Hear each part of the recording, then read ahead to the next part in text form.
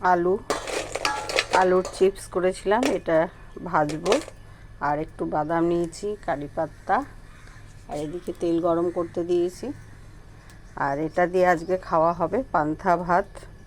গরম পড়েছে, বলো কীরকম লাগবে ব্যাপারটা। চলো আগে ভেজে নিই।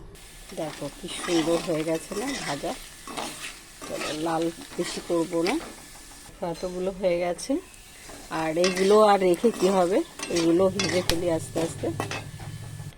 দেখেছো কতগুলো হয়ে গেছে, এই দেখো। আর কারি পাত্তার স্মেলটা এত সুন্দর লাগছে, কি বলবো। ওহো, কুরকুর করে দেখেছো, ঠন ঠন আওয়াজ হচ্ছে, দেখেছো, ঠন ঠন ঠন ঠন করে আওয়াজ। চলো পান্তা ভাতটা দেখি। এই যে আছে পান্তা ভাত, পেঁয়াজ লঙ্কা দিয়ে একদম জমে যাবে।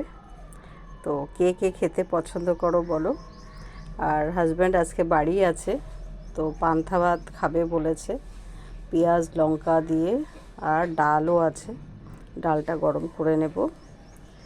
আর জানো তো, এই গরমের দিনে এই জল ঢালা ভাত খেলে শরীর খুব ভালো থাকে, মানে প্রেশার লো থাকে, যাদের সুগার আছে তাদের জন্য খুব ভালো। হ্যাঁ, তো পরিমাণ মতো খেতে হবে। আর এর যে জলটা ভালো দিতে হবে, এই যে এই জলটা খেলে বেশি উপকার হয়। তো তোমরা চেষ্টা করো একটু আধটু খাওয়ার, আর এটা খুবই উপকারী। চলো টাটা, এরপরে তোমাদের সঙ্গে দেখা হবে আবার। কারণ এক্ষুনি আমরা খাবো না, আরও একটু পরে খাবো, তাই আর খাওয়ার ভিডিওটা করছি না। ঠিক আছে, চলো টাটা।